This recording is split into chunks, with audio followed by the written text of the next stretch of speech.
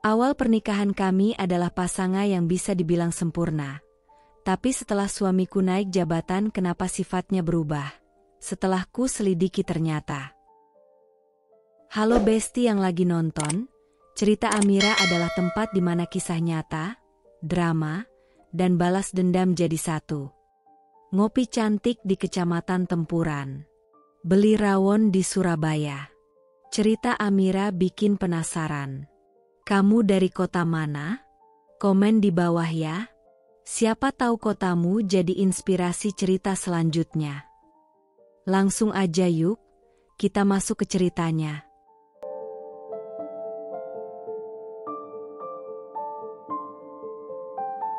Aku dan Dani menikah dengan sederhana. Sangat sederhana, bahkan mungkin terlalu sederhana jika dibandingkan dengan pesta pernikahan kebanyakan orang. Tidak ada gemerlap lampu kristal atau undangan dengan embos emas. Gaun yang kupakai bukan hasil rancangan butik ternama, melainkan pinjaman dari sepupuku yang sudah menikah 5 tahun lalu. Meja prasmanan disusun seadanya, dengan menu yang kami pilih berdasarkan apa yang paling murah, bukan paling enak. Tapi waktu itu, aku merasa seperti ratu. Di pelaminan mungil itu, dengan kipas angin yang menderu pelan di sudut ruangan dan bunga plastik yang mulai kusam, aku menatap Dani dengan dada penuh haru. Matanya berair, genggamannya erat, seolah dia takut melepaskanku sedetik pun. Aku nggak punya apa-apa buat kamu selain cinta, Naira, bisiknya lembut di sela-sela prosesi. Tapi aku janji, aku akan jaga kamu selamanya. Aku hanya bisa tersenyum sambil menahan air mata. Suaraku bergetar saat menjawab, aku nggak butuh apa-apa, Dani. Kamu aja udah lebih dari cukup buat aku. Seketika, semua kekurangan terasa tidak penting. Yang ada hanya kami berdua, dua manusia yang sedang menantang dunia dengan keyakinan sederhana, bahwa cinta bisa menaklukkan segalanya. Setelah menikah, kami tinggal di kontrakan kecil berukuran 3 kali 4 meter. Dindingnya tipis, kadang suara tangisan bayi tetangga bisa terdengar jelas sampai tengah malam. Kasur kami tipis. Spring bed lama sumbangan dari teman Dani yang katanya sudah lama tidak dipakai. Tapi entah kenapa, setiap malam saat aku tidur di samping Dani, aku merasa kaya. Kaya karena punya seseorang yang selalu pulang padaku. Kami bukan pasangan sempurna. Dani kadang keras kepala, aku kadang terlalu sensitif. Kami bisa bertengkar hanya karena hal-hal remeh, sambal yang terlalu pedas, atau siapa yang lupa buang sampah. Tapi di balik semua itu, selalu ada pelukan hangat, selalu ada kata, maaf, dan aku sayang kamu. Aku percaya kami bahagia. Aku sungguh percaya. Setiap kali aku membuka mataku di pagi hari dan melihat Dani masih di sisiku, dengan rambut acak-acakan dan wajah setengah mengantuk, aku merasa tenang. Aku pengen kita tua bareng, kataku suatu malam sambil menyandarkan kepalaku di bahunya. Dani mencium keningku pelan. Kalau Tuhan kasih umur panjang, aku pengen mati di hari yang sama-sama kamu. Aku nggak sanggup hidup sendirian, Naira. Aku tertawa, pura-pura mengejek, ih, lebay. Tapi jauh di dalam hatiku, aku menyimpan kata-kata itu. Seperti harta karun. Seperti janji yang kuanggap akan selalu ditepati. Setidaknya, itu yang kupikirkan dulu. Bahwa kami baik-baik saja. Bahwa cinta kami kuat. Bahwa kami akan selamanya saling memilih. Apapun yang terjadi. Tapi kadang, dunia tidak sebaik yang kita bayangkan. Dan orang yang kita percayai sepenuh hati, yang kita pikir akan selalu menggenggam tangan kita sampai akhir, bisa menjadi orang pertama yang melepaskannya. Dan aku tidak pernah benar-benar siap saat semuanya mulai berubah. Dani mulai berubah setelah dipromosikan. Awalnya, aku ikut bahagia. Siapa yang tidak senang melihat suaminya naik jabatan? Aku tahu betapa keras usahanya selama ini. Lembur tanpa keluhan, pulang larut malam, dan tetap membawa senyuman saat sampai di rumah. Jadi ketika akhirnya ia dipercaya menjadi kepala divisi, jabatan yang katanya, impian sejak dulu. Aku tersenyum sambil memeluknya erat. Aku bangga sama kamu, kataku sambil menatap matanya yang bersinar. Dia mengangguk, memelukku lebih kencang. Tapi tak ada kata, aku cinta kamu, malam itu. Tidak seperti biasanya. Aku menganggap itu bukan apa-apa. Namun seiring waktu, Dani mulai berubah. Sedikit demi sedikit. Sangat halus tapi terasa. Ia pulang makin malam. Awalnya pukul 8. Lalu 9. Kemudian lewat tengah malam. Selalu dengan alasan yang sama. Rapat, deadline, atau klien susah ditemui siang hari. Aku berusaha mengerti. Aku tahu dunia kerja keras. Tapi tetap saja, hatiku mulai terasa asing dengan ritmenya. Yang paling mencolok, Dani jadi tak pernah lepas dari ponselnya. Bahkan saat makan malam, jari-jarinya sibuk menari di layar. Sesekali dia tertawa kecil, kadang tersenyum samar, seolah dunia di dalam teleponnya jauh lebih menyenangkan daripada kenyataan yang sedang duduk di hadapannya. Aku mencoba bicara suatu malam, saat dia baru pulang dan langsung rebah di sofa tanpa menatapku. Mas, panggilku pelan, kamu capek, ya? Gumamnya tanpa menoleh. Aku bikin sop ayam kesukaan kamu. Tar ya, aku makan nanti. Kepala masih mumet, katanya singkat, sambil menatap layar ponsel. Aku menunduk, menggenggam ujung dasterku. Kamu nggak pernah cerita lagi sekarang. Aku kangen ngobrol sama kamu. Dia menghela napas. Ya Allah, Naira bisa nggak sih jangan nambah beban dulu? Aku tuh lagi capek banget. Ngerti nggak? Deh. Kata-katanya seperti tamparan. Padahal aku cuma ingin bicara. Cuma ingin didengar. Cuma ingin merasa tetap berarti.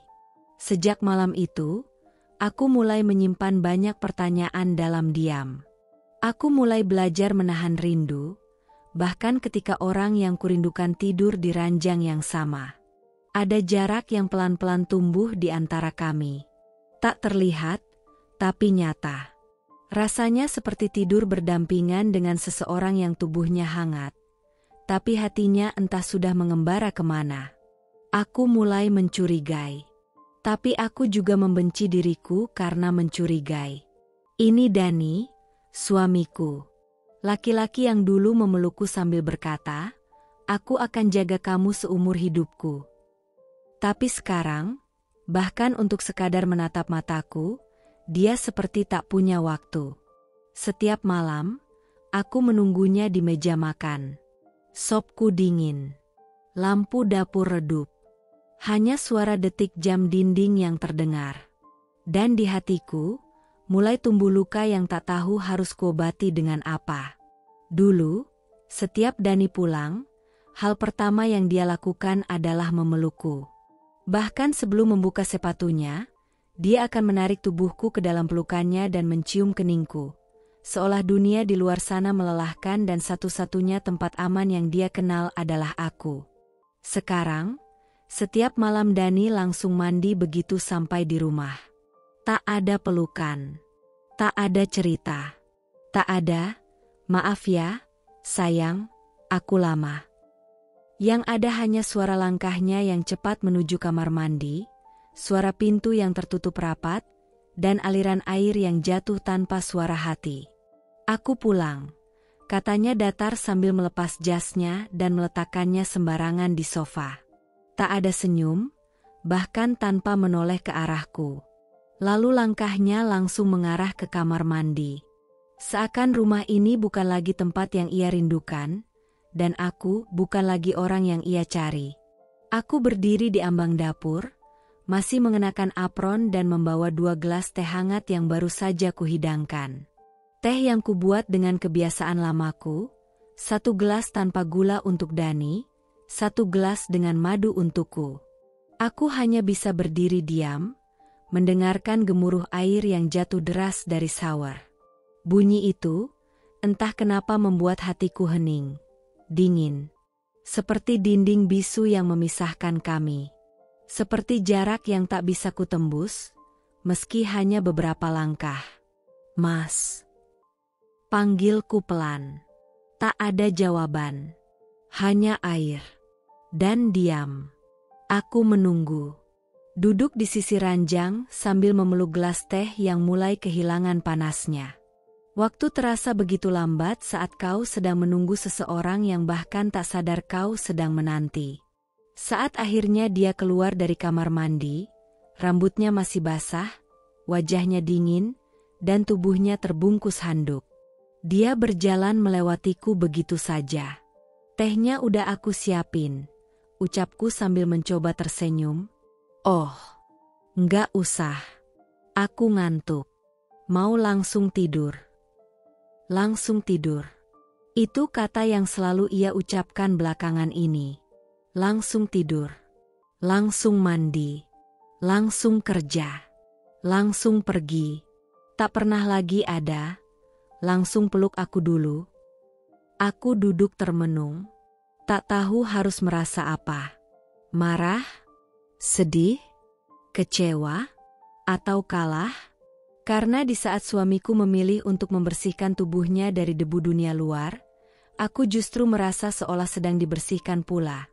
Dilupakan, diabaikan, disingkirkan sedikit demi sedikit. Aku mulai bertanya-tanya dalam hati. Apakah masih ada tempat untukku dalam rutinitasnya? Atau jangan-jangan, mandi itu adalah caranya menghapus jejak yang tak ingin aku tahu? Dan malam demi malam, aku hanya ditemani bunyi air dan perasaan ditinggalkan. Tanpa pelukan, tanpa cerita, tanpa Dani, yang dulu kucintai, dan kupikir akan tetap menjadi rumahku. Awalnya aku mencoba menepisnya. Berpikir itu hanya perasaanku saja. Bahwa aku terlalu lelah, terlalu sensitif, terlalu cepat menaruh curiga. Tapi perasaan itu makin sulit kutahan. Ada yang berubah. Dan perubahan itu, makin hari makin terasa menyakitkan. Aromanya berubah. Dani selalu memakai parfum yang sama sejak kami menikah. Aku ingat betul aroma itu, maskulin, hangat, dan selalu meninggalkan bekas nyaman di hidungku saat kupeluk.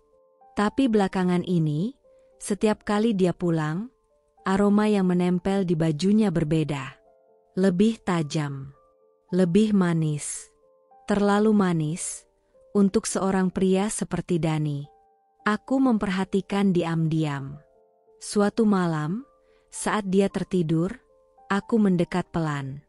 Kupeluk tubuhnya dari belakang, menempelkan wajahku di pundaknya. Tapi aroma asing itu kembali tercium.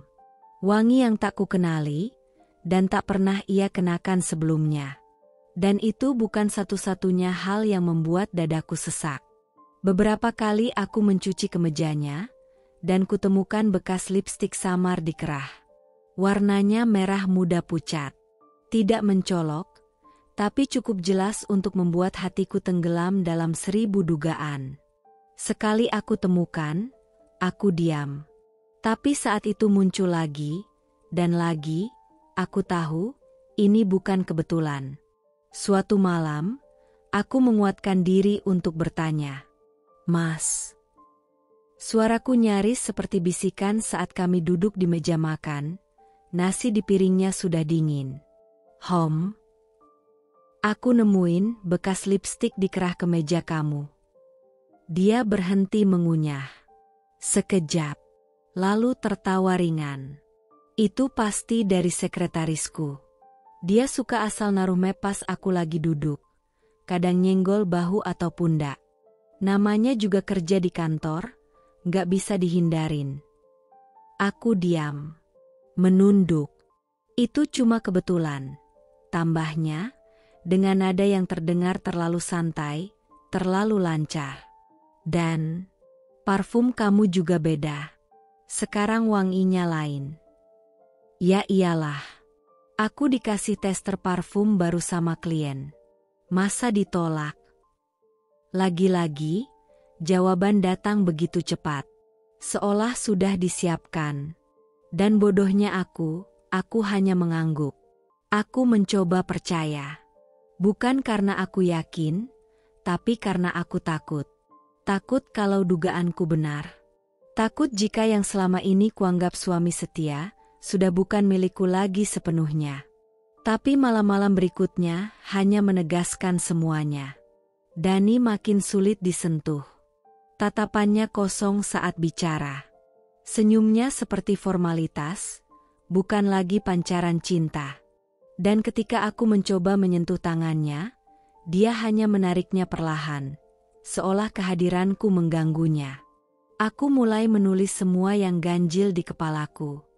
Parfum asing, bekas lipstik, senyum palsu, pulang lebih larut, tak lagi menyentuhku. Aku menyusunnya seperti teka-teki yang jawabannya tidak ingin kutemukan. Karena aku tahu, jika semua petunjuk ini membentuk satu kenyataan, maka hidupku akan berubah selamanya. Tapi tanda-tanda itu tak mungkin terus diabaikan. Karena sebesar apapun aku menutup mata, kebenaran tetap akan mencubitku, pelan tapi menyakitkan. Dan aku hanya bisa bertanya dalam hati, Tuhan, ini ujian atau peringatan? Aku menahan luka. Setiap hari, setiap malam, setiap detik ketika hatiku terasa sesak, aku memilih diam. Aku pura-pura tidak tahu. Pura-pura tidak melihat bekas lipstik yang tertinggal, aroma parfum wanita lain yang semakin melekat di tubuh suamiku, atau raut wajahnya yang kini hanya dingin dan asing. Karena jika aku bereaksi, jika aku bertanya lagi, jika aku menuntut kejelasan, aku takut rumah ini runtuh sepenuhnya. Aku menahan diri. Demi rumah tangga. Demi janji suci yang dulu kami ikrarkan di hadapan Tuhan. Demi bayangan anak yang setiap malam kupanjatkan dalam doa tapi belum juga dikaruniakan. Karena walaupun rahimku masih kosong, aku tetap mencoba menjadi istri yang penuh, utuh. Aku menggigit bibirku tiap kali dia pulang larut malam dan berkata tanpa tatap, "Capek banget hari ini, jangan tanya-tanya dulu." Aku menunduk saat melihat notifikasi dari nama perempuan yang sama muncul berulang kali di ponselnya. Ia buru-buru menutup layar, seolah lupa bahwa aku pernah menjadi tempat ia menyimpan semua rahasia tanpa perlu dikunci. Aku bahkan tersenyum ketika dia lupa ulang tahun pernikahan kami. Membungkus kecewa dalam candaan palsu.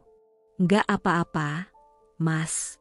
Aku juga lupa kok," kataku sambil tertawa pelan, meskipun aku sudah menyiapkan makan malam kecil, lilin-lilin kecil di meja, dan kue yang akhirnya aku buang ke tempat sampah setelah dia tertidur.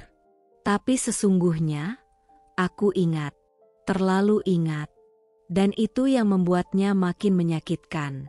Aku mulai menatap diriku sendiri di cermin dan bertanya, apa yang kurang dariku? Wajahku sama. Masih perempuan yang dulu ia peluk erat di pelaminan. Masih perempuan yang ia janjikan dunia dan akhirat. Tapi mengapa kini matanya tak pernah lagi memandangku dengan cara yang sama? Dan yang paling menyiksa dari semua ini adalah, aku tetap bertahan. Aku tetap memasak makan malam yang ia jarang sentuh. Tetap menyetrika bajunya dengan rapi. Tetap menyiapkan kopinya di pagi hari, meski sering ia tinggalkan tanpa minum. Tetap menunggu di balik pintu, berharap hari itu ia pulang dengan senyum, bukan hanya tubuh letih tanpa jiwa. Aku menahan diri dari meledak. Karena sekali aku meluapkan amarah, aku takut kehilangan semuanya. Dan perempuan sepertiku dibesarkan untuk sabar. Diajarkan bahwa pernikahan adalah ladang pahala, bahkan jika tanahnya mulai retak dan penuh duri. Tapi di balik senyumku, ada hati yang perlahan mati. Bukan karena aku lemah, tapi karena aku terlalu mencintai seseorang yang tak lagi melihat ke arahku. Dan malam-malamku kini hanya diisi suara napas sendiri, di ranjang yang sama, dengan seseorang yang jiwanya telah pergi entah kemana. Aku tidak pernah menyangka bahwa suatu hari, kabar tentang suamiku akan datang, bukan dari mulutnya sendiri, tapi dari bibir orang lain, orang luar. Dan anehnya, justru dari mereka aku mulai menemukan potongan-potongan kebenaran yang selama ini ditutupi rapat oleh senyum dingin Dani. Pagi itu, aku sedang menyapu halaman depan. Matahari baru saja naik, menggurat langit dengan warna jingga yang seharusnya indah. Tapi bagiku tak lebih dari latar kosong dari hidup yang semakin sepi. Rumah ini tenang, terlalu tenang. Dani sudah berangkat sejak subuh tanpa pamit, hanya meninggalkan bunyi pintu mobil yang menutup tanpa suara hati. Sampai kemudian Bu Lilis, tetangga sebelah, datang menyapa sambil membawa keranjang kecil berisi melati. Wangi bunganya menusuk hidung, lembut, tapi entah kenapa membuat dadaku semakin pengap. Melati pagi, Naira, katanya, menyodorkan senyuman yang agak aneh, ragu, canggung. Pagi, Bu. Bunganya cantik banget. Ia tertawa ringan. Tapi aku tahu, ada sesuatu di matanya. Ada rahasia yang menggantung di ujung bibirnya, menunggu waktu untuk jatuh. Aku tadi malam nganter makanan ke anakku yang kerja di kafe dekat taman kota. Katanya, lalu diam sejenak, seolah memilih kata yang paling aman. Sekilas aku lihat Dani, suamimu. Aku berhenti menyapu. Jantungku langsung berdetak tak karuan. Tapi aku menegakkan wajah, mencoba tetap tersenyum. Oh ya, Bu? Iya, dia duduk di pojok ruangan. Bersama seorang perempuan muda. Kayaknya bukan urusan kantor, ya. Soalnya, mereka kelihatan dekat. Sering ketawa, saling pandang. Aku nggak mau suzon, tapi sudahlah. Aku cuma nyampein apa yang aku lihat. Ada jeda panjang setelah ucapannya. Dan selama jeda itu, hanya ada satu hal yang kulakukan. Aku tersenyum. Ya, aku tersenyum. Senyum paling pahit yang pernah kutarik dari wajahku. Senyum itu bukan karena aku tak percaya, tapi karena sebagian hatiku sudah pernah membayangkan ini semua. Sudah pernah mencium aromanya. Sudah pernah menebak. Dan sekarang, hanya dibisikkan ulang oleh orang lain. Mungkin klien atau rekan kerja, Bu. Dani sering rapat malam soalnya. Jawabku dengan suara pelan, hampir berbisik. Tapi di dalam, aku seperti sedang berteriak, cukup, aku sudah tahu. Jangan tambahkan lagi. Bu Lilis hanya mengangguk. Wajahnya masih canggung. Ia tahu aku berbohong. Dan aku tahu dia tahu. Setelah ia pergi, aku masuk ke dalam rumah, menutup pintu, dan berdiri di sana, terdiam. Seketika, dada ini seperti diremukan oleh sesuatu yang tak terlihat. Sesuatu yang menggantung di udara sejak lama, tapi kini jatuh tepat di atas kepala. Dadaku sesak. Seakan napas harus kupinjam dari dinding. Aku berjalan pelan ke ruang tamu, duduk di lantai, dan memeluk lututku. Aku tahu Dani telah berubah. Aku tahu dia menjauh. Aku tahu suaranya makin hambar, pelukannya makin langka, dan matanya makin tak bersinar saat melihatku. Tapi mendengar bahwa orang lain pun mulai melihatnya bersama perempuan lain, di tempat umum, tertawa, saling pandang, dan mungkin menggenggam tangan yang bukan tanganku, itu lebih dari sekadar perih. Itu penghinaan.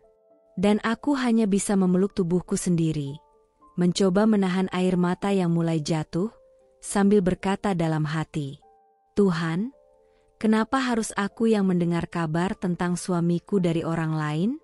Kenapa bukan dari bibirnya sendiri? Kenapa harus lewat bisik tetangga? Bukan lewat kejujuran yang seharusnya kami jaga bersama. Dan pagi itu, Bisikan kecil dari mulut Bu Lilis terasa lebih keras dari jeritan. Karena untuk pertama kalinya, aku benar-benar sadar. Rumah ini mungkin masih berdiri, tapi pondasinya sudah retak, dan retaknya ada di dadaku. Malam itu, hujan turun pelan. Langit seperti sedang menangis, tapi tak berani terlalu keras. Udara di kamar dingin, tapi tidak sedingin tubuh Dani yang tidur membelakangiku, seperti malam-malam sebelumnya. Sudah lama tak ada pelukan, tak ada bisik sayang, tak ada obrolan ringan sebelum tidur. Aku terjaga. Entah kenapa, malam itu dadaku sesak lebih dari biasanya. Ada dorongan yang tak bisa kutahan, semacam bisikan halus dalam hati yang berkata, "Lihatlah, Naira. Kamu sudah terlalu lama berpura-pura bodoh." Ponselnya tergeletak di meja. Dani tidur lelap, nafasnya berat dan dalam. Tanganku gemetar saat meraihnya. Aku tahu ini salah. Aku tahu aku melanggar batas. Tapi aku juga tahu, aku sudah terlalu lama disakiti diam-diam, dan malam ini aku hanya ingin tahu, seberapa dalam luka yang disembunyikan dariku. Aku membuka layar. Tidak ada Sandi. Entah karena dia terlalu percaya diri, atau memang sudah tidak peduli. Tanganku menggulir dengan hati-hati. Awalnya hanya notifikasi grup kantor, lalu pesan dari bos, 1-2 chat biasa. Sampai mataku berhenti di satu nama. Bukan nama yang ku kenal. Tanpa foto profil. Tapi hati perempuan selalu tahu. Kutekan. Layar terbuka. Dan dunia runtuh tepat di depan mataku. Udah sampai hotel? Udah, tungguin ya. Aku yang sabunin ya. Sayang memberikan ciuman. Tanganku langsung gemetar. Nafasku tercekat. Seolah jantungku jatuh ke lantai dan tak bisa kupungut kembali. Sabunin. Sayang. Hotel. Kata-kata itu menamparku berkali-kali tanpa jeda. Pesan sebelumnya membenarkan semuanya. Foto makanan yang tak pernah ia makan di rumah. Foto kaki di dalam bathtub. Panggilan-panggilan mesra yang belum pernah kudengar lagi darinya selama bertahun-tahun. Semua itu bukan untukku. Aku menatap Dani, masih tertidur lelap, masih bernafas pelan. Masih dengan wajah lelaki yang dulu bersumpah tak akan membuatku menangis. Air mataku jatuh tanpa suara. Tapi isaknya mengguncang dada. Kupeluk tubuhku sendiri sambil menggigit bibir agar tak terisak terlalu keras. Ini dia jawabannya. Ini dia alasan mengapa ia tak lagi menyentuhku. Ini dia penyebab aroma asing di tubuhnya. Ini dia alasan mengapa aku merasa hidup bersama seseorang yang sudah tak benar-benar ada di sisiku. Aku meletakkan ponsel pelan. Menghapus jejakku. Bukan karena ingin melindunginya. Tapi karena aku tidak tahu harus apa. Aku terlalu hancur untuk marah. Terlalu syok untuk berteriak. Terlalu lelah untuk menuntut. Malam itu, aku duduk di sudut ranjang. Tak bisa tidur, tak bisa menangis, tak bisa berpikir. Hanya bisa memeluk diriku sendiri, seolah itu satu-satunya pelukan yang tersisa untukku. Dan dalam sunyi yang pekat, aku hanya bisa berbisik lirih. Kenapa, Mas? Kenapa tega menghancurkan aku seperti ini? Padahal aku bertahan habis-habisan. Aku tak bertanya, tak menuntut. Tak mengangkat suara, apalagi mengamuk seperti yang mungkin dilakukan perempuan lain saat menemukan bukti perselingkuhan suaminya. Tidak, aku hanya diam. Tapi diamku bukan karena aku lemah. Bukan pula karena aku menerima. Diamku adalah senjata. Diamku adalah amarah yang sedang tumbuh akar di dalam dada. Diamku sedang merencanakan badai. Sejak malam itu, aku menjalani hari seperti biasa. Memasak seperti biasa. Menyapu seperti biasa. Menyambut Dani pulang dengan senyum tipis yang sama. Tapi di balik semua itu, ada mataku yang mulai menatapnya dengan dingin. Ada hatiku yang sudah tak lagi berharap apa-apa. Aku mulai mengamati dengan lebih teliti. Jam berapa dia pulang? Siapa yang mengirim pesan? Bagaimana ekspresi wajahnya saat menyebut nama orang lain? Dan aku mencatat semua. Bahkan jeda napasnya yang berubah saat dia berbohong pun kini terasa bagiku. Dani tidak menyadari. Mungkin karena terlalu percaya diri. Atau karena dia pikir aku terlalu baik untuk curiga, terlalu lemah untuk melawan, terlalu cinta untuk pergi. Padahal yang sebenarnya terjadi adalah, aku sedang menguatkan diriku untuk menghancurkan semua kebohongan yang dia bangun. Di dalam diamku, aku mengingat satu demi satu luka yang telah kutelan tanpa protes. Aku ingat malam-malam saat aku menunggunya pulang tanpa kabar. Aku ingat saat aku mencuci bajunya yang masih beraroma parfum asing. Aku ingat ucapan, "Aku capek," yang selalu jadi tameng. Padahal nyatanya, dia hanya sedang sibuk mencintai orang lain. Tapi aku diam. Dan diamku kini bukan lagi tanda kesabaran, melainkan pertanda bahwa aku sudah sampai di batas. "Mas mau makan malam?" Tanyaku lembut suatu malam, padahal dalam pikiranku aku sedang mengulang kalimat, "Kenapa kamu tega, Dani? Kenapa kamu hancurkan aku pelan-pelan?" "Gak usah, udah makan di luar tadi," jawabnya cepat, sambil menatap layar ponsel dan tertawa kecil. Aku mengangguk. Lalu berbalik ke dapur dan berdiri di sana cukup lama, hanya memandangi piring-piring kosong. Bibirku tersenyum, tapi mataku basah. Aku tahu waktunya belum tiba. Tapi akan datang. Akan ada hari di mana aku tak lagi sekadar diam. Hari di mana semua rasa sakit ini akan kuhembuskan seperti angin kencang yang menerbangkan semua topengnya. Karena seorang perempuan yang terluka dan tetap memilih diam, adalah perempuan yang sedang menyulam keberanian dengan benang dendam. Dan saat semuanya siap, saat suaraku kembali, saat hatiku berhenti memohon untuk dicintai, aku akan bicara.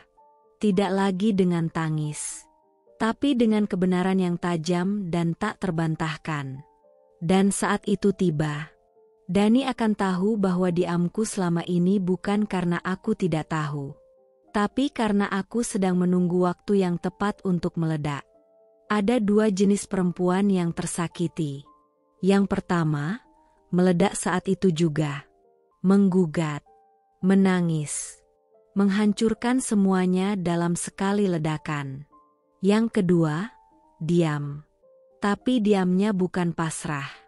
Diamnya menyimpan badai yang sedang diracik dengan sangat hati-hati. Aku adalah yang kedua. Sejak malam kutemukan pesan itu, kalimat mesra dan menjijikan yang bukan ditujukan untukku, aku tahu segalanya telah berubah. Cinta yang kupeluk erat selama bertahun-tahun kini tinggal serpihan. Aku tidak lagi mencari alasan. Tidak lagi membela Dani dalam pikiranku. Tidak lagi berharap semua ini hanya salah paham. Yang ada hanya satu hal, aku harus tahu semua. Lalu aku akan membuatnya tahu bagaimana rasanya dihancurkan oleh orang yang kau percaya sepenuhnya. Dan untuk itu, aku tak bisa bertindak gegabah. Tidak dengan teriakan. Tidak dengan air mata. Tapi dengan senyuman yang nyaris seperti palsu, tapi tampak paling tulus yang pernah kulontarkan. Sejak hari itu, aku berubah. Aku lebih lembut, lebih perhatian, lebih manis dari biasanya. "Ayah mau kopi atau teh sore ini?" tanyaku suatu hari dengan suara seramah mungkin. Dani menatapku sekilas. "Teh aja, makasih, ya." Ia lalu kembali tenggelam dalam ponselnya, tanpa curiga sedikit pun. Aku tersenyum sambil berjalan ke dapur, lalu mencatat di kepalaku, setelah pulang kantor, jam 6, langsung buka HP. Wajahnya senang, tangannya sibuk, Matanya berbinar. Mungkin membalas pesan dari perempuan itu. Hari-hari berlalu seperti sandiwara. Dani berpikir aku sudah menyerah. Dia pikir aku tidak tahu. Dan itulah kekuatanku. Karena aku mempelajari kebiasaannya seperti detektif bayangan yang menyelinap dalam rumahnya sendiri. Aku mulai mencatat rutinitasnya. Senin, pulang agak sore.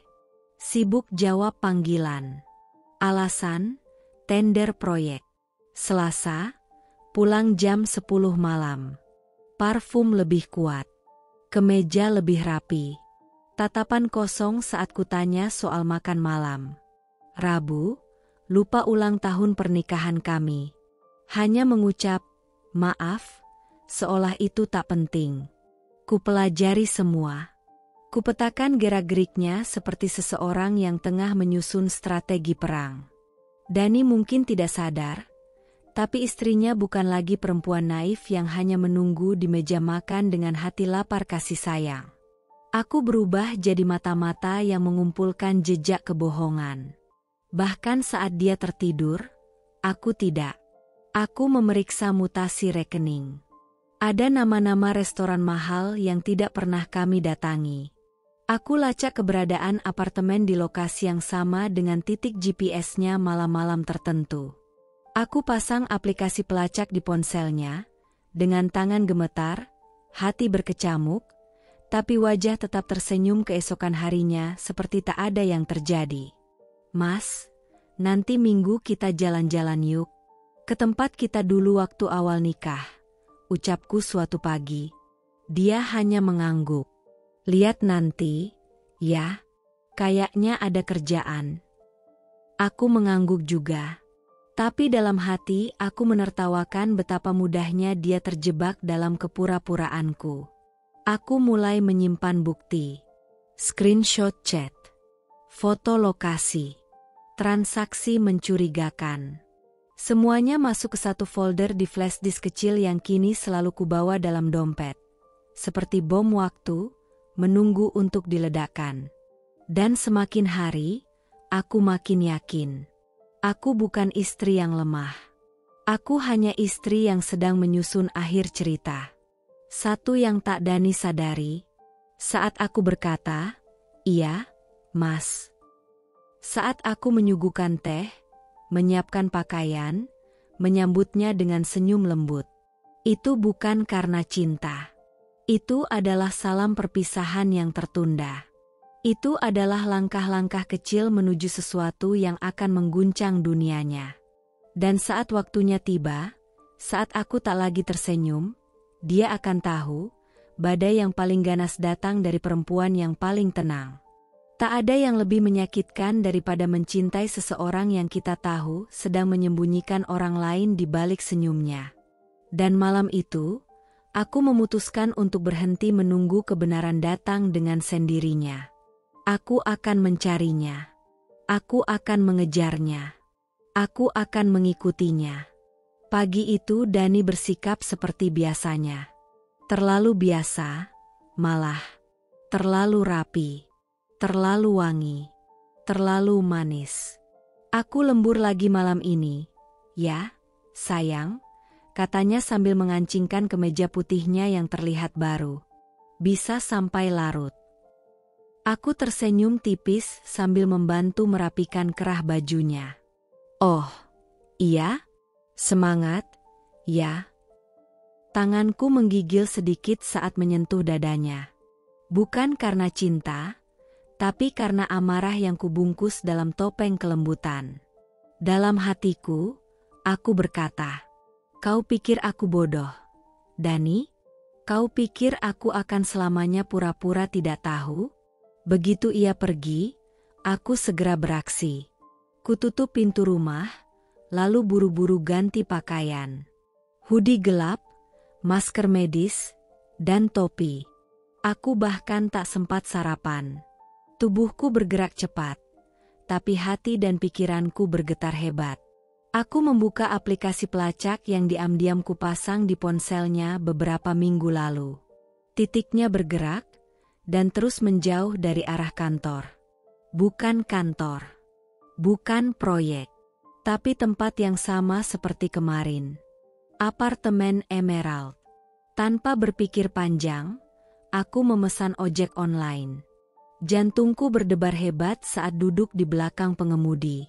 Angin pagi menyapu wajahku, tapi tidak cukup dingin untuk menenangkan badai di dalam dadaku. Telapak tanganku berkeringat. Perutku terasa mual. Otakku penuh dengan bayangan buruk. "Bu, apartemen Emerald ya?" tanya sang pengemudi memastikan. Aku mengangguk sambil berusaha terdengar biasa saja. "Iya, Pak. Teman saya tinggal di sana." Padahal hatiku berkata, teman suamiku juga. Tapi bukan teman yang seharusnya ada. Saat motor berhenti di seberang apartemen mewah itu, aku turun perlahan. Mataku tak lepas dari pintu masuk. Mobil-mobil mahal berlalu lalang, orang-orang berdasi keluar masuk, dunia seolah tak punya waktu untuk urusan patah hati. 15 menit, 20 menit, aku mulai gelisah. Tapi lalu, mobil hitam yang sangat aku kenal berhenti tepat di depan lobi.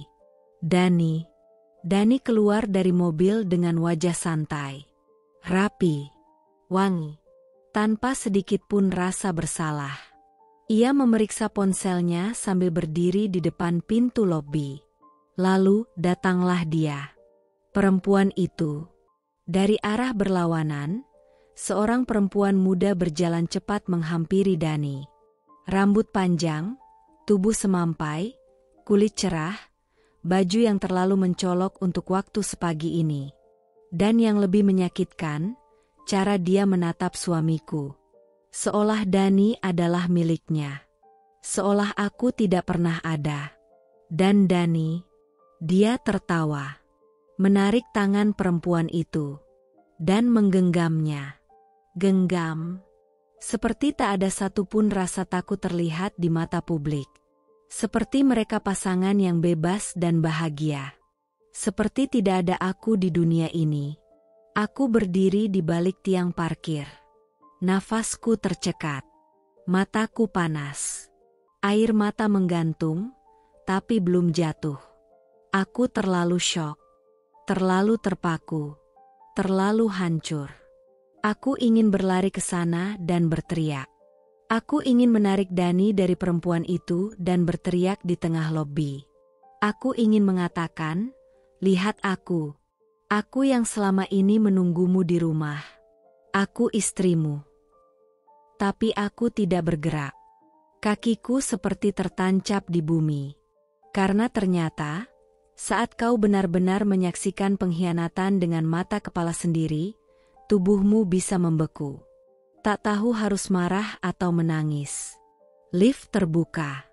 Mereka masuk berdua. Tangan masih saling menggenggam. Lalu pintu lift menutup perlahan. Dan mereka lenyap. Aku terduduk di bangku beton dekat taman kecil apartemen. Napasku pendek-pendek. Aku menatap langit yang entah kenapa mendadak mendung. Atau mungkin memang hatiku yang sudah kelabu sejak tadi. Aku pikir aku sudah siap. Tapi ternyata tidak ada yang pernah benar-benar siap melihat suaminya bersama perempuan lain di depan matanya sendiri. Aku naik ojek yang sama saat pulang.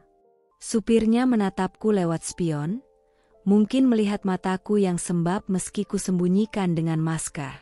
"Baru dari tempat teman, Bu?" tanyanya pelan. Aku mengangguk. Teman lama. Tapi sekarang, rasanya lebih seperti orang asing. Sepanjang jalan pulang, aku tak berkata-kata. Aku hanya menatap keluar jendela. Kota ini terlalu ramai untuk hatiku yang sedang sepi. Dunia ini terlalu terang untuk luka yang kini makin gelap. Tapi satu hal yang aku tahu pasti. Aku tidak akan lagi hanya menjadi penonton. Mulai hari ini, aku akan menjadi tokoh utama dalam hidupku sendiri. Dan Dani akan segera tahu bahwa dia telah memilih musuh yang salah. Malam itu aku pulang dengan tubuh utuh, tapi jiwa yang sobek. Langit sudah gelap saat aku membuka pintu rumah. Lampu di ruang tamu menyala lembut. Tirai bergoyang ditiup angin dari celah jendela, dan aroma rumah masih sama. Tapi rasanya sudah berbeda. Rasanya asing. Aku berjalan pelan ke dapur. Meletakkan tas. Menyalakan kompor. Mengiris bawang seperti biasa. Menyiapkan lauk kesukaan Dani seperti rutinitas yang sudah kulakukan bertahun-tahun. Tapi hari ini, semuanya terasa seperti akting dalam film murahan.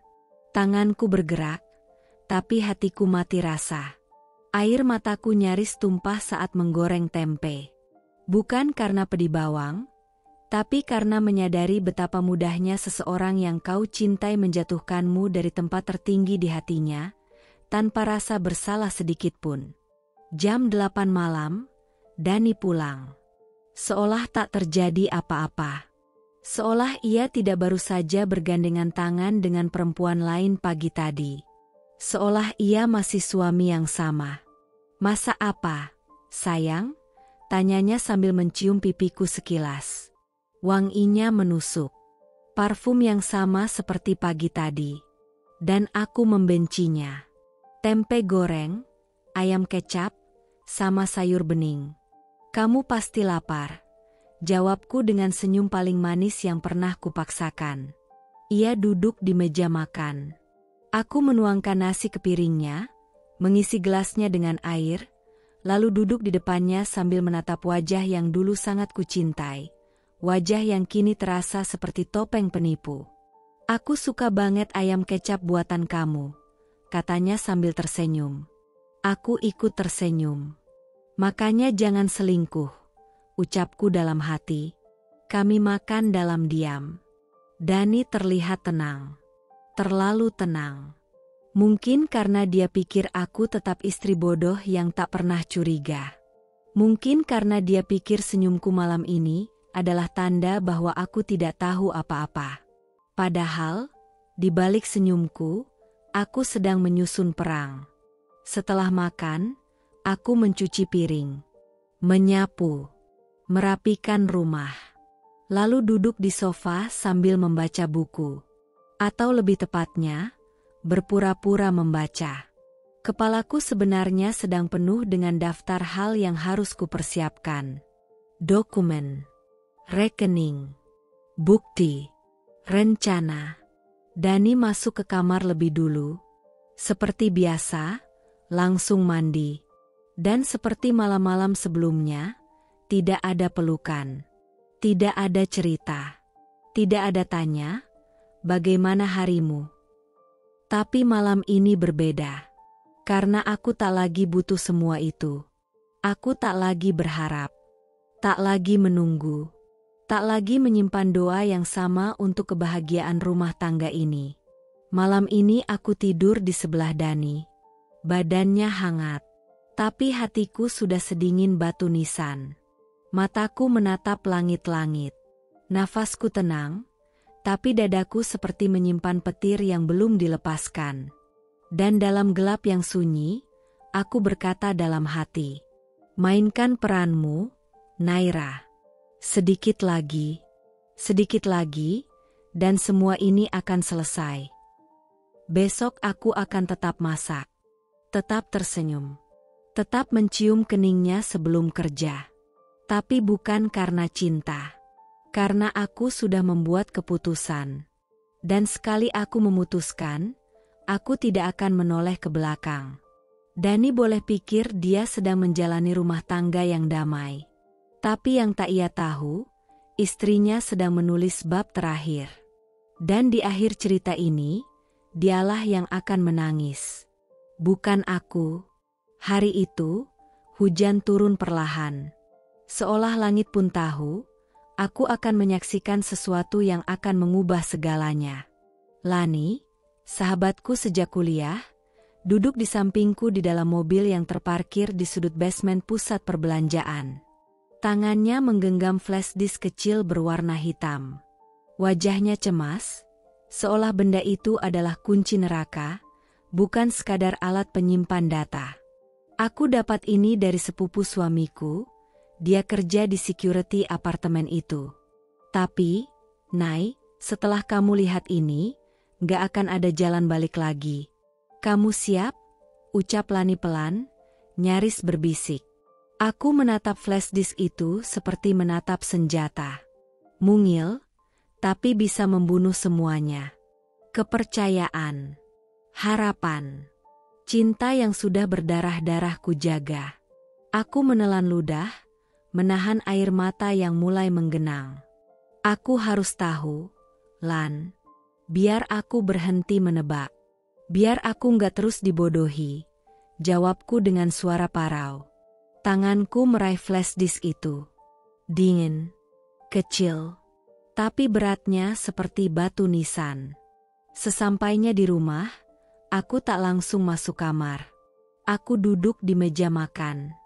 Di mana biasanya Dani duduk, makan makanan yang kubuat, menyebutku istri terbaik, padahal mungkin bibir yang sama mencium wanita lain beberapa jam sebelumnya. Kutarik napas panjang. Laptop menyala. Layar terang menyilaukan mata yang sudah letih oleh tangis yang ditahan berhari-hari. Kutancapkan flash disk ke port USB, seperti seseorang yang menusukkan pisau ke hatinya sendiri. Folder terbuka.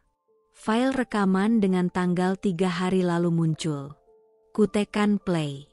Dan detik demi detik itu mulai berjalan. Gambar dari CCTV lobby apartemen. Hitam putih. Tanpa suara. Tapi gambar yang muncul sudah cukup memekakan hati. Dani, suamiku. Lelaki yang dulu mengajakku membangun rumah kecil dengan cinta besar. Lelaki yang pernah mencium perutku sambil berbisik. Semoga segera ada isinya. Lelaki itu kini berdiri di depan lift apartemen mewah, memeluk wanita lain. Perempuan itu muda, cantik, tubuhnya ramping, senyumnya terang. Dan saat Dani menyambutnya, ia berlari kecil ke pelukan lelaki yang seharusnya menjadi milikku sepenuhnya. Mereka berpelukan seperti dua kekasih yang sudah lama saling merindu. Bukan sebentar, bukan pelukan sekadarnya. Dani bahkan menyentuh wajahnya dan mencium keningnya. Kening, bagian tubuh yang paling sering Dani cium saat aku tidur. Bagian tubuh yang katanya, tempat sayangku nginep. Kini, ciuman itu bukan milikku lagi. Aku menutup mulut dengan tangan. Bahuku bergetar. Air mata menetes deras, tapi tanpa isak. Tangis yang diam justru yang paling menyakitkan. Kuhentikan video. Kutarik napas dalam-dalam. Tapi dadaku tetap sesak. Lalu, aku ulangi lagi. Aku harus pastikan. Harus melihat semua sisi. Tidak boleh ada ruang untuk, mungkin aku salah lihat. Dan tidak. Aku tidak salah lihat. Mereka masuk ke lift. Dani memegang pinggangnya. Perempuan itu memegang tangannya. Seolah mereka suami istri. Seolah aku ini siapa? Setelah video selesai, aku cabut flash disk dan menggenggamnya erat. Inilah bukti. Inilah jawaban dari semua malam yang dingin, dari semua mandi tergesa, dari semua pulang larut dan bau parfum asing. Dani mengkhianatiku. Tapi malam itu, aku tidak mengamuk. Aku tidak menggebrak pintu kamar. Aku tidak membanting piring atau melempar flash disk ke wajahnya. Aku hanya berdiri di depan cermin, menatap pantulan diriku yang lelah dan basah air mata. Lalu aku tersenyum. Tipis. Penuh luka. Terima kasih, Dani, kau telah memberiku alasan untuk berhenti bertahan.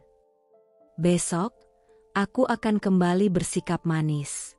Akan membuatkan kopi paginya. Akan mencium pipinya sebelum kerja. Tapi bukan karena cinta. Karena aku sedang mempersiapkan akhir cerita ini. Dan Dani akan menyesal. Hanya karena aku diam, bukan berarti aku lemah. Dan hanya karena aku tersenyum, bukan berarti aku lupa. Hari-hari setelah rekaman itu berlalu seperti mimpi buruk yang kutelan dalam senyap. Dani masih pulang ke rumah, masih menyapaku seolah tak ada yang berubah. Masih meminta kopi setiap pagi, mencium pipiku ringan sebelum berangkat kerja.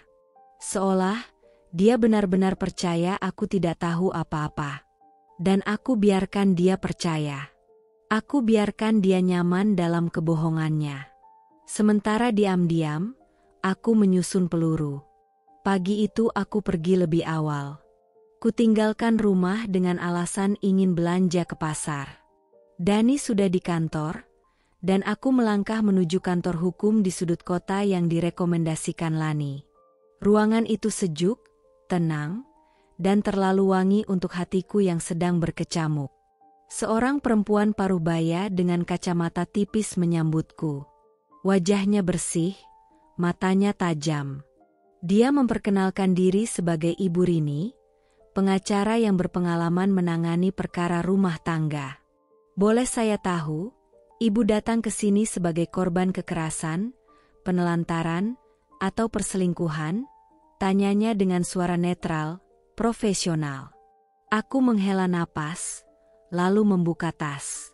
Kuserahkan flash disk berisi rekaman CCTV. Perselingkuhan, jawabku pelan. Tapi bukan hanya itu. Ini pengkhianatan total. Bu Rini tak langsung menonton. Ia menatap mataku, mungkin mencari keretakan dalam suaraku. Tapi aku sudah selesai menangis. Kini aku bicara sebagai perempuan yang sudah terlalu lama diam. Aku menceritakan semuanya. Dari malam-malam sunyi tanpa pelukan, bau parfum asing, chat yang menyakitkan, hingga rekaman yang memotong sisa harapanku. Bu Rini mengangguk, mencatat beberapa hal.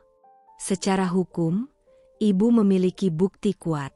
Rekaman visual, saksi, bahkan bisa kita minta data log panggilan jika diperlukan. Tapi keputusan tetap di tangan ibu. Ingin sekadar mengajukan gugatan cerai, atau menuntut ganti rugi dan hak penuh atas aset. Aku terdiam sejenak. Sebelum luka ini datang, aku tidak pernah berpikir akan duduk di ruang seperti ini. Membicarakan perceraian. Membicarakan hak milik. Membicarakan perpisahan dari seseorang yang dulu kupilih dengan sepenuh hati. Tapi hatiku sudah mati di titik itu. Yang tersisa hanya harga diri. Saya ingin semuanya. Jawabku tenang. Gugatan cerai. Hak atas rumah. Rekening bersama. Dan kalau perlu, gugat juga perempuan itu. Bu Rini tersenyum tipis. Kalau begitu, kita mulai dari dokumen. Hari itu, aku menandatangani banyak berkas. KTP, buku nikah, fotokopi rekening, bukti komunikasi, dan surat kuasa. Satu demi satu. Tertata. Diam. Rapi. Tapi setiap tanda tangan terasa seperti paku di peti mati pernikahan kami. Dan entah mengapa, rasanya lega. Sore harinya aku pulang. Memasak seperti biasa. Menyambut Dani dengan senyum yang tak kalah hangat. Kamu pulang juga, kataku. Capek, ya? Dia mengangguk, mencium keningku. Padahal kening ini sebentar lagi bukan miliknya lagi. Saat dia mandi, aku berdiri di depan cermin. Menatap diriku yang sudah tak lagi rapuh. Aku bukan lagi istri yang menunggu kasih sayang. Aku bukan wanita yang hanya berharap dicintai kembali. Aku adalah perempuan yang sedang menunggu hari pembebasan. Gugatan sudah disusun. Senjata sudah siap. Yang kutunggu sekarang hanyalah waktu yang paling menyakitkan untuk Dani. Karena jika dia bisa menyakitiku diam-diam, aku akan meninggalkannya, tepat di hadapan matanya. Malam itu, aku seperti bisa mencium sesuatu yang tidak biasa. Udara di dalam rumah terasa lebih berat dari biasanya. Bukan karena cuaca, tapi karena hatiku sudah terlalu penuh dengan firasat. Jam digital di dinding menunjukkan pukul 23.46. Aku masih duduk di ruang tengah, dengan sweater lusuh dan celana panjang longgar, menatap ke arah pintu yang tertutup. Tanganku menggenggam secangkir teh yang sudah dingin sejak 1 jam lalu. Suara TV mengalun pelan, tapi tak satu pun adegan yang masuk ke pikiranku. Lalu, bunyi kunci pintu diputar. Pelan. Hati-hati. Seperti seseorang yang tak ingin terdengar. Dan pintu itu terbuka. Dani masuk dengan langkah ringan, aroma parfum mahal mengikutinya seperti bayangan. Matanya sedikit terkejut melihatku masih terjaga. "Kamu belum tidur?" tanyanya cepat, agak gugup. Aku tidak langsung menjawab. Kupandangi wajahnya. Wajah yang dulu selalu kutunggu tiap malam. Kini terasa asing. Seperti orang asing yang tinggal serumah. Belum sempat aku menjawab, seseorang muncul di belakangnya. Perempuan. Muda. Cantik. Dengan tubuh ramping yang dibalut dres satin biru laut, rambut panjang ikal yang tertata sempurna, dan sepatu hak tinggi yang bahkan tak bisa menyembunyikan keberaniannya melangkah masuk ke rumah yang bukan miliknya. Mataku membelalak. Perempuan itu menatapku, tanpa malu, tanpa takut, bahkan dengan ekspresi tenang yang menjengkelkan. Dia mengangguk pelan, seolah menyapaku. Di rumahku, di depan suamiku, di hadapanku. Aku berdiri perlahan, detak jantungku seperti bom waktu yang nyaris meledak. "Siapa dia?" tanyaku, meski hatiku sudah tahu jawabannya. Dani terlihat panik. "Naira, dengar dulu. Aku bisa jelaskan." "Siapa dia?" "Dani," ulangku, dengan suara yang bergetar menahan amarah. Perempuan itu justru tersenyum. "Nama saya Clara," katanya ringan, seperti memperkenalkan diri di acara arisan. "Dan saya pacarnya Dani. Bahkan sebelum dia nikah sama Mbak." Dunia runtuh. Secepat itu, sesakit itu. Aku mundur 1 langkah. Nafasku sesak. Rasanya seperti dihantam truk yang melaju kencang. Aku melirik Dani, menunggu sangkalan, menunggu pembelaan tapi tak ada. Dia diam. Itu artinya benar. Kenapa kamu bawa dia ke sini?" bisikku, nyaris tak terdengar. Dani menarik napas panjang. "Aku nggak mau sembunyi lagi. Aku lelah hidup 2 sisi. Malam ini, aku ingin kamu tahu semuanya." Malam ini, setelah 3 tahun pernikahan, setelah semua luka yang kutahan sendiri, "Jadi kamu sengaja," kataku, suara mulai meninggi. "Kamu sengaja bawa dia ke rumah ini, malam ini?" Dia menunduk, tapi tidak menjawab. Clara melangkah masuk. Menyusuri ruang tamu seperti dia pemiliknya. "Kami tadi makan malam. Tapi hujan deras." Dani pikir, "Ya sudah, kami kesini dulu. Toh, rumah ini sebentar lagi bakal kosong juga kan?" Aku menatapnya tajam. "Keluar dari rumahku sebelum aku lempar kamu ke jalan." Dia tertawa kecil. "Rumahmu? Bukankah Dani yang beli rumah ini?" Tamparan tak terlihat, tapi aku merasakannya. Sampai ke tulang. Dani mencoba menahan Clara. "Sudah, Clara. Jangan tambah keruh." Aku tidak tahu siapa yang lebih menghina. Clara yang datang dengan dada terangkat, atau Dani yang tak menghentikannya. Tapi yang ku tahu malam itu, adalah malam terakhir. Terakhir aku menyebut tempat ini rumah. Terakhir aku menyebut Dani sebagai suamiku. Tanpa kata lagi, aku berjalan menuju kamar. Bukan untuk menangis, tapi untuk mengambil satu benda, map coklat berisi gugatan cerai. Map itu kubawa ke ruang tamu dan kuletakkan di meja, tepat di depan Dani. Aku sudah siapkan semuanya. Pengacara, bukti, gugatan. Aku hanya menunggu kamu menginjak batas terendah sebagai laki-laki. Dan malam ini, kamu melampaui itu. Dani membeku. Tak bisa berkata-kata. Aku akan pergi dari rumah ini, lanjutku. Tapi bukan karena kalah. Aku pergi karena aku terlalu berharga untuk tinggal bersama dua pengkhianat. Aku menoleh pada Clara. Dan kamu, semoga dia menyakitimu sama seperti dia menyakitiku. Karena orang yang berkhianat, akan selalu berkhianat lagi. Cepat atau lambat. Lalu aku berbalik. Masuk ke kamar. Kupungut koper kecil yang sudah kusiapkan. 1 koper. Cukup untuk martabatku. Sebelum keluar, aku berkata, tanpa menoleh. Selamat malam, Dani. Malam terakhir kita. Tapi awal dari penyesalanmu. Malam itu terlalu sunyi untuk disebut tenang. Langit di luar masih menangis. Hujan turun perlahan, menyusuri kaca jendela seperti air mata yang tak ingin dilihat siapapun. Dan aku, duduk di tepi ranjang, memandangi kegelapan dengan mata terbuka lebar. Tidak ada air mata lagi, entah karena sudah kering, atau karena hatiku sudah terlalu beku untuk menangis. Aku mendengar suara dari balik dinding kamar mandi. Tawa lirih, cipratan air. Suara keran dibuka lalu ditutup. Gemericik air yang mengalir, berbaur dengan suara perempuan yang sesekali terdengar menggoda. Mereka di dalam sana, di kamar mandi yang selama ini menjadi tempatku membersihkan lelah, menyucikan duka, dan menenangkan hati. Kini tempat itu justru menjadi saksi pengkhianatan paling menjijikan dalam hidupku. Sesuatu dalam diriku patah.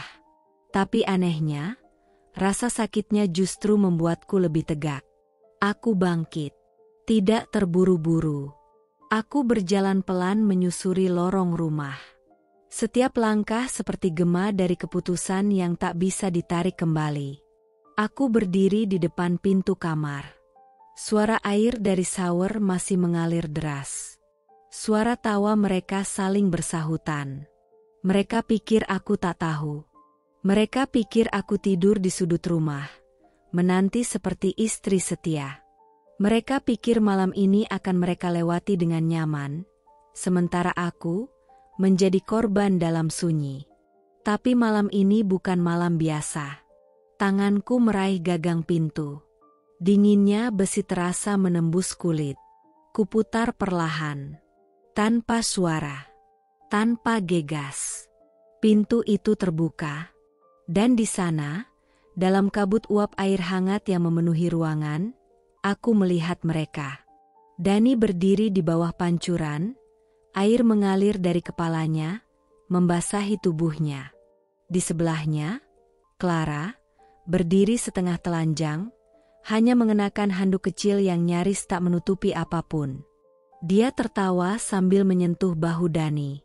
Namun tawa itu lenyap seketika saat dia menyadari kehadiranku. Dani menoleh cepat. Wajahnya langsung pucat. Matanya membelalak. Naira? Aku berdiri di ambang pintu. Tidak ada air mata di mataku. Tidak ada amarah di wajahku.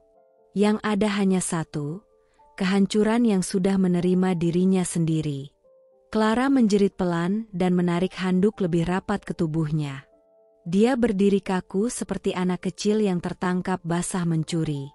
Dani maju selangkah, masih di bawah guyuran air.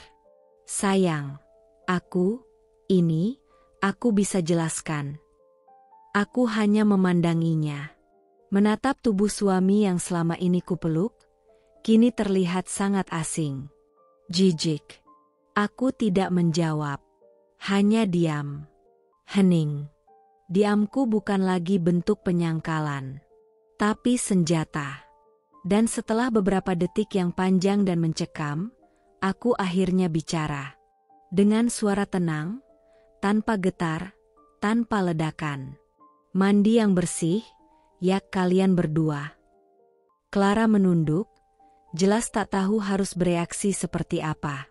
Dani terdiam.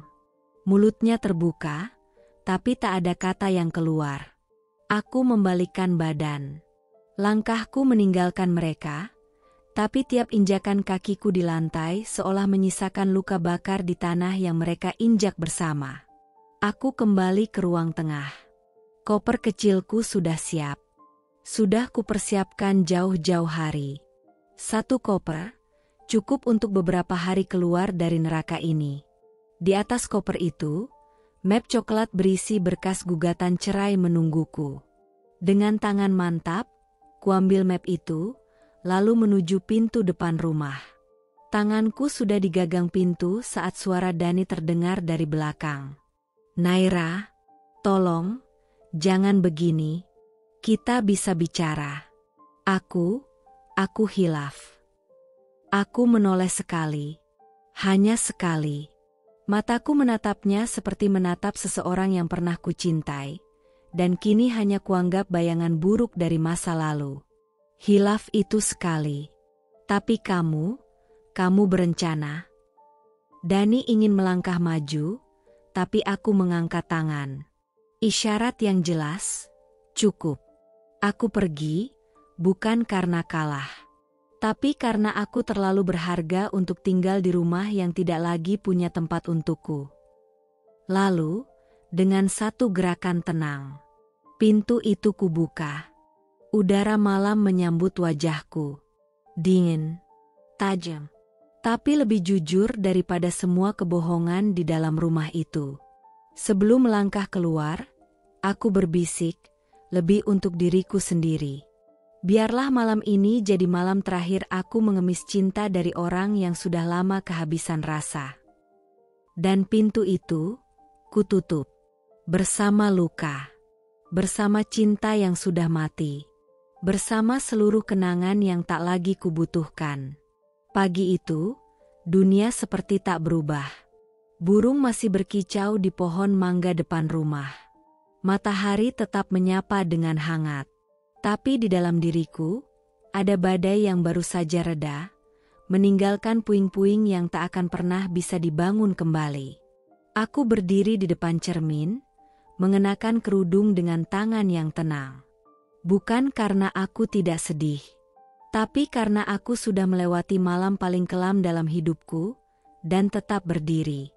Koper kecilku sudah rapi di sudut ruang tamu, berdiri diam seperti aku yang sejak semalam menahan segalanya agar tidak meledak. Map coklat berisi surat gugatan cerai terselip di dalam tas tangan. Semuanya sudah siap. Langkahku pelan menyusuri rumah. Setiap sudut menyimpan kenangan. Dapur tempat aku dulu memasakkan makan malam kesukaannya. Sofa tempat kami dulu tertawa menonton film. Rak foto yang kini terasa seperti ironi. Wajah bahagia yang ternyata cuma topeng di balik luka yang panjang. Dani duduk di meja makan, menatapku seperti orang asing yang baru sadar kehilangan sesuatu yang tak bisa dibeli kembali. Dia belum mandi. Masih mengenakan kaos putih kusut dan celana pendek yang bahkan tak sempat disetrika. Rambutnya awut-awutan. Wajahnya sembab. Tapi bukan karena cinta, karena panik. Karena takut semua kenyamanannya hilang. "Naira, pagi-pagi gini, kamu mau kemana?" Suaranya pelan, nyaris serak. Aku tidak langsung menjawab. Aku hanya menoleh padanya, memandangi wajah yang dulu sangat kucintai, wajah yang pernah membuatku percaya bahwa dia adalah rumah. Tapi kini, rumah itu rubuh. Dan aku berdiri di reruntuhannya sendiri. "Mau pergi?" Jawabku singkat. "Pergi kemana? Ngapain bawa koper segala? Kamu ngambek karena semalam?" "Sayang, please, kita bisa bicarain ini baik-baik. Aku nyesel. Aku gak pernah niat nyakitin kamu." Aku tersenyum. Bukan senyum manis, tapi senyum yang getir, yang hanya bisa muncul setelah hati diperas habis-habisan. "Semalam kamu mandi bareng perempuan lain di kamar kita. Itu bukan ngambek, Dani. Itu penghinaan." Dia berdiri dari kursi, melangkah cepat ke arahku. Matanya memohon. Tapi aku tidak gentar.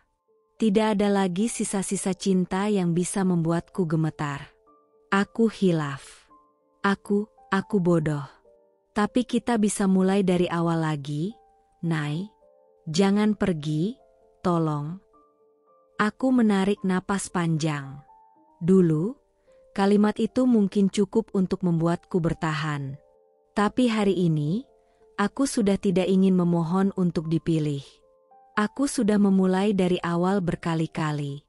Waktu kamu pulang malam dan gak menjelaskan apa-apa, aku memaafkan. Waktu aku lihat bekas lipstik di kerah bajumu, aku memaafkan. Waktu aku lihat chat mesra dari perempuan lain, aku masih pura-pura gak tahu. Aku menatap matanya dalam-dalam. Semua itu kulakukan karena aku mencintaimu. Tapi cinta yang sehat tidak membuat seseorang kehilangan harga dirinya. Dia terdiam. Mulutnya terbuka, tapi tak ada kata yang keluar. Aku gak pergi karena aku benci kamu. Dani, lanjutku pelan. Aku pergi karena aku mencintai diriku sendiri lebih dari luka yang terus kamu perpanjang.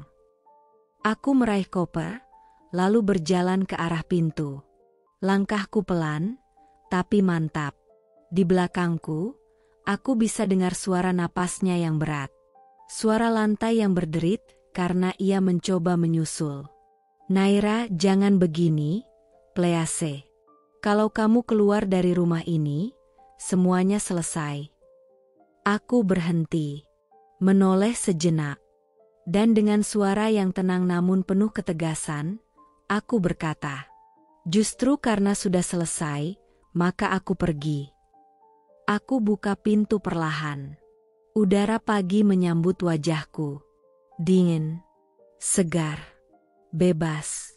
Langkahku keluar dari rumah itu bukan langkah kekalahan. Itu adalah langkah kemenangan. Karena aku berhasil melepaskan sesuatu yang menyakitiku, tanpa harus membalas. Untuk pertama kalinya setelah sekian lama, aku tidak membawa beban. Yang kutinggalkan di rumah itu adalah air mata, luka, dan seorang laki-laki yang terlambat menyadari kehilangan. Dan pintu itu, kututup perlahan, tanpa dendam, tanpa amarah, hanya dengan kelegaan. Karena perempuan yang berani pergi bukanlah perempuan yang lemah. Dia adalah perempuan yang sadar. Cinta tidak seharusnya menyakiti. Pagi itu langit mendung. Langit seolah turut menyimpan luka yang kupendam selama bertahun-tahun. Jalanan menuju gedung pengadilan kulalui dengan langkah tenang namun berat, seberat keputusan yang akhirnya kuteguhkan setelah sekian lama menahan air mata dalam diam. Aku tiba lebih awal. Duduk sendiri di bangku panjang ruang tunggu, mendekap map berisi bukti-bukti pengkhianatan, foto, tangkapan layar, rekaman CCTV, dan salinan surat kuasa dari pengacara. Tapi bukan itu yang membuat hatiku sesak. Yang membuatku nyaris menangis adalah kenyataan bahwa aku harus membawa semua ini untuk mengakhiri sesuatu yang dulu kupikir akan bertahan seumur hidup. Dani datang beberapa menit setelahnya. Langkahnya tergesa. Nafasnya tak teratur. Wajahnya pucat pasi. Mata yang biasanya menyiratkan arogansi itu, kini tampak seperti anak kecil yang baru kehilangan mainannya. Tapi aku tidak tersentuh. Tidak kali ini, kami duduk terpisah. Tak ada sapa. Tak ada lirikan. Antara kami ada tembok yang dibangun dari luka demi luka, malam demi malam yang kulewati sendirian, dan cinta yang dikhianati diam-diam. Hakim memanggil kami masuk. Ruang sidang kecil itu sunyi, hanya ada detak jarum jam dan suara kertas yang dibalik oleh panitera. Di dalam ruang itu, masa depanku akan ditentukan dengan ketukan palu. Hakim membuka persidangan. Suaranya tegas, prosedural. Membacakan berkas gugatan cerai yang kubuat diam-diam berbulan-bulan lalu. Saudari Naira, Anda tetap pada gugatan? Tanyanya. Aku menatap lurus ke depan.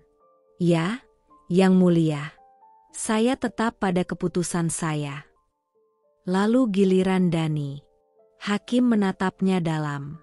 Saudara Dani, bagaimana tanggapan Anda terhadap gugatan ini? Dani terdiam. Lama. Tiba-tiba matanya basah. Air mata mengalir perlahan dari sudut matanya. Dia memejamkan mata, lalu membuka perlahan seolah ingin memastikan ini semua bukan mimpi buruk. Yang mulia, suaranya parau. Saya tahu saya salah. Tapi saya mohon, beri saya satu kesempatan terakhir. Saya akan berubah. Saya siap memperbaiki semuanya. Saya masih mencintai istri saya. Aku menoleh menatapnya. Perlahan. Penuh luka. Mataku menatap matanya yang penuh harap. Tapi harapan itu datang terlambat. Terlalu terlambat. Aku membuka suara. Pelan, tapi setiap kata terasa seperti bilah pisau yang kutarik dari dalam dadaku sendiri. Yang mulia, saya telah bertahan selama 3 tahun. Bertahan saat saya diselingkuhi, dibohongi, diabaikan. Saya tetap tinggal walau tak pernah diberi penjelasan. Saya memaafkan saat mencium parfum perempuan lain di bajunya. Saya menahan tangis saat membaca chat mesra dari ponselnya. Dani menunduk. Bahunya bergetar. Tapi aku tak berhenti. Selama ini saya bertanya-tanya, apa saya kurang cantik? Kurang sabar? Kurang baik? Saya meragukan diri saya sendiri, padahal yang mengkhianati adalah dia. Saya pernah sangat mencintai laki-laki ini, Yang Mulia. Tapi cinta saya tidak cukup kuat untuk menyelamatkan rumah tangga yang hanya saya sendiri yang memperjuangkannya. Suaraku mulai bergetar. Tapi aku tak ingin menangis. Tidak di depannya. Aku bukan lagi perempuan yang dulu bisa dibohongi dengan pelukan dan janji manis. Aku sudah belajar berdiri, belajar pergi, dan belajar mencintai diriku sendiri. Dani mencoba bangkit dari kursinya, wajahnya hancur. Naira, tolong aku mohon, aku tahu aku brengsek, tapi jangan akhiri semuanya seperti ini. Aku menatapnya dengan tatapan terakhir yang bisa kuberikan. Tatapan penuh kasih yang kini telah mati. Aku tidak mengakhirinya, Dani. Kamu yang menghancurkannya. Aku cuma selesai bertahan. Hakim mengangguk. Dan dengan satu ketukan palu yang terdengar seperti dentuman petir di dada, semuanya sah. Aku bukan lagi istrimu. Dan kamu bukan lagi rumahku. Aku berdiri, melangkah keluar dari ruang sidang. Dani hanya bisa berdiri diam, seperti patung yang kehilangan bentuk. Aku tidak menoleh. Tidak ada alasan untuk kembali. Di luar, hujan turun perlahan. Tetes demi tetes membasahi wajahku. Tapi aku tersenyum. Bukan karena bahagia, tapi karena aku akhirnya bebas. Hari itu aku belajar. Kadang yang harus kita lepaskan bukan orang lain, tapi luka dalam diri sendiri. Dan hari ini, aku memilih sembuh. Hidup tidak berhenti meski hatimu pernah nyaris hancur. Hari-hari tetap berjalan, mentari tetap terbit, dan waktu terus memaksa kita untuk memilih, terpuruk atau bangkit. Aku memilih bangkit. Dari sisa tabunganku, kutarik sebagian besar. Setelah diskusi panjang dengan diri sendiri dan bantuan satu sahabat setia, Tari, teman kuliahku dulu, aku menyewa sebuah kios mungil di sudut jalan yang tidak terlalu ramai, tapi cukup hidup. Di sanalah, aku mulai dari nol. Sebuah kedai kopi kecil, kuberi nama, Rumah Satu Cangkir. Bukan kedai yang mewah, tapi setiap jengkalnya penuh arti. Meja dan kursi kayu kupilih sendiri. Dindingnya kutempelkan kutipan-kutipan penyemangat, dan ada satu yang paling besar, terpasang tepat di depan kasir. Kadang, kita harus tersesat dulu untuk tahu arah pulang. Setiap pagi, Aku datang lebih dulu dari siapapun. Meracik kopi sambil menyapu lantai. Menata botol sirup, membersihkan mesin espresso, dan menyalakan lampu gantung yang hangat. Di sela-sela itu, aku sering menangis diam-diam. Bukan karena sedih, tapi karena tak percaya aku masih punya kekuatan untuk berdiri setelah semuanya. Hari demi hari kulalui dengan tangan yang lelah tapi hati yang mulai pulih. Awalnya sepi. Hanya 1-2 pembeli. Tapi kabar menyebar cepat. Kata orang, kopi buatanku enak. Tapi entah kenapa, mereka lebih suka duduk lama di sini, mungkin karena suasananya. Mungkin karena aku sering menyapa mereka seperti teman lama. Sendiri juga, Mbak? Tanya seorang pelanggan suatu pagi. Aku tersenyum. Iya, tapi nggak merasa kesepian. Hari itu aku tahu, aku sedang menyusun rumah baru, bukan dari tembok, tapi dari keberanian. Suatu sore, Tari datang sambil membawa buket kecil bunga matahari. Ini buat kamu, katanya ceria. Aku tertawa kecil. Kenapa bunga matahari? Karena kamu sekarang udah kayak bunga itu. Meski pernah diinjak, kamu tetap cari cahaya. Aku memeluknya. Lama. Di pelukannya, aku menangis lagi. Tapi kali ini bukan karena patah. Tapi karena aku mulai utuh kembali. 1 bulan, 2 bulan, hingga masuk bulan ketiga, kedai kecilku makin ramai. Ada mahasiswa yang datang belajar. Ada pasangan muda yang duduk berbagi cerita. Ada pegawai kantoran yang mampir sekadar melepas penat. Dan selalu ada orang asing yang berkata, "Tempat ini bikin hati tenang, ya." Mungkin karena aku menyeduh setiap cangkir kopi bukan hanya dengan tangan, tapi dengan hati yang dulu hancur, dan kini sedang disusun kembali. Pelan-pelan, 1 serpih, 1 rasa, 1 harapan. Dan di sela-sela senyumanku yang mulai sering muncul lagi, aku tahu, aku belum sepenuhnya sembuh. Tapi aku sudah cukup kuat untuk memulai lagi. Kupikir setelah luka sebesar itu, hatiku tak akan pernah bisa terbuka lagi. Kupikir setelah pengkhianatan dan kehancuran rumah tangga yang dulu kubela mati-matian, aku akan hidup sendiri selamanya, hanya ditemani kesibukan dan secangkir kopi di tangan. Tapi ternyata, semesta punya cara lain untuk menyentuh hatiku, pelan-pelan, halus, dan tanpa paksaan. Namanya Arga. Ia bukan pria kaya. Bukan yang datang dengan mobil mewah atau jas mahal.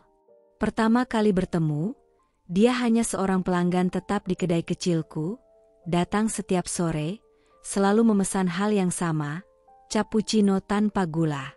Tapi tambahin senyummu, Mbak. Itu pemanis yang gak bikin diabetes, katanya sambil tersenyum lebar waktu itu. Aku hanya tertawa kecil. Tidak terpikat.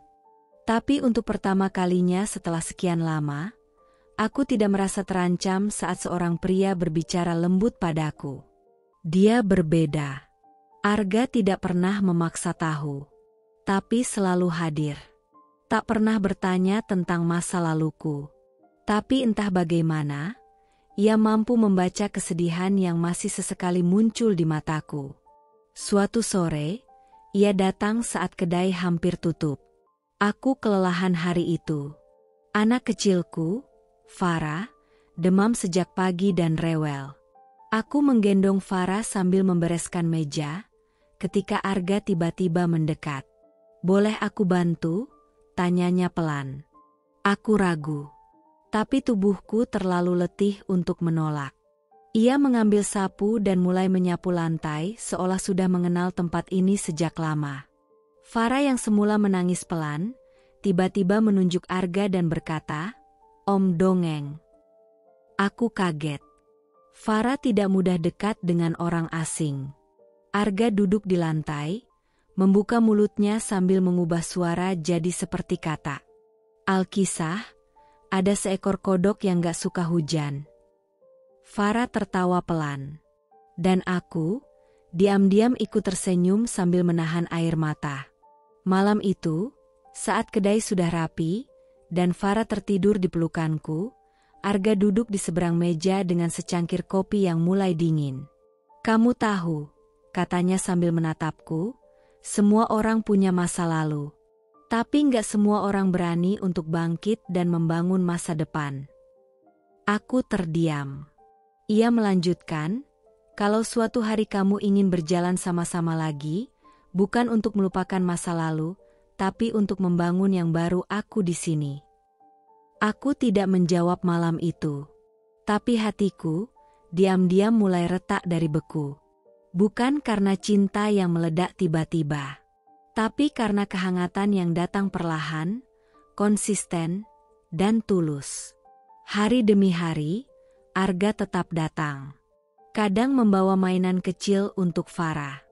Kadang membawakan makan siang untukku, lengkap dengan sticky note kecil bertuliskan, "Jangan lupa makan ya, dunia bisa tunggu."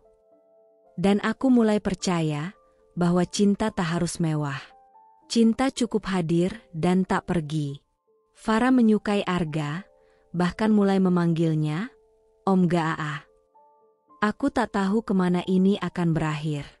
Tapi yang ku tahu, aku tidak lagi merasa sendiri. Dan itu sudah jauh lebih dari cukup.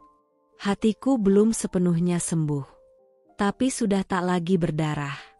Dan kali ini, aku tahu, jika cinta datang lagi, aku tak perlu takut. Karena aku lebih kuat. Aku tidak pernah benar-benar berharap Dani menderita. Tapi aku juga tak pernah lupa bagaimana rasanya ditinggalkan saat aku berada di titik paling rapuh dalam hidupku. Dulu, aku mengemis cinta darinya, menunggu kepulangan yang tak lagi hangat, memeluk luka dalam diam, dan menahan napas setiap malam hanya agar rumah tangga itu tetap utuh. Sekarang, bertahun setelah badai itu berlalu, hidupku telah beranjak ke arah yang baru. Kedai kecilku makin ramai. Farah tumbuh sehat dan ceria. Dan Arga, pria yang datang tanpa janji manis, tapi selalu ada, telah menjadi teman yang setia, pendengar yang lembut, dan pelindung yang tak pernah memaksa. Lalu sore itu datang. Hujan baru saja reda. Aku sedang mengepel lantai kedai saat notifikasi di ponselku berbunyi. Dani.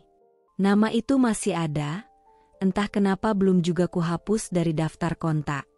Dengan hati yang tak lagi gemetar seperti dulu, kubuka pesannya. Tulisannya panjang. Penuh kalimat patah dan pengakuan yang telat. "Naira, aku kehilangan semuanya. Pekerjaan hilang. Dia pergi.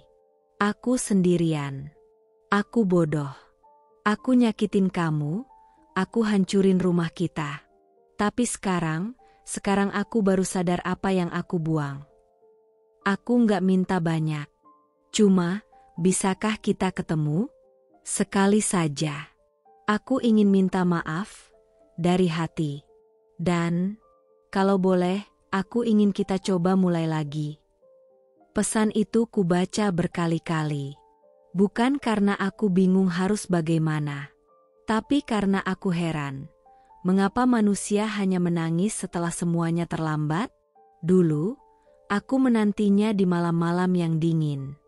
Menanti satu pelukan, satu tatapan jujur. Tapi yang kudapat hanyalah punggungnya dan suara air mengalir dari kamar mandi, sementara hatiku sendiri tenggelam.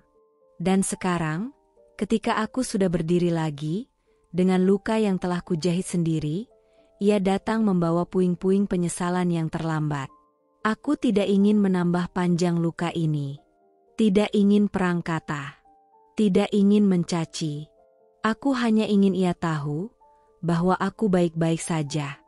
Bahkan lebih dari sekadar baik. Dengan tenang, aku membuka galeri ponsel. Kupilih satu foto.